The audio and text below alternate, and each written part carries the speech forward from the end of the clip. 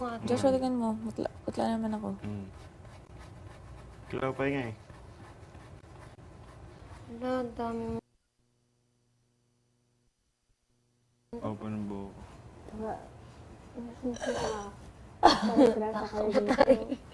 Baho nga. Diyos ka naliligo eh. Naligo ako gabi. Try mo eh. Teka. Dito. Amuin mo ate. Ikaw, Joshua. Wala, wag na. Naya na ako. Dito.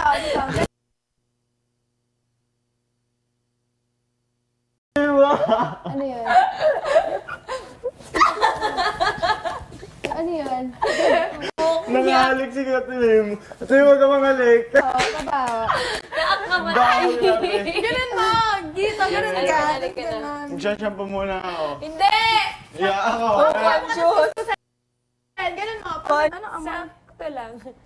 Hindi pang sa chlorine siguro ng pool. Parang nasunog na hindi ko maintindihan.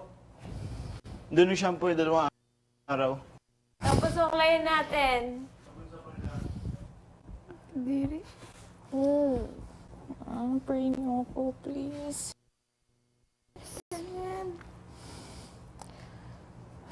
May kasi inisip ko. Ang hin ko talaga buo. Parang wala kang pake.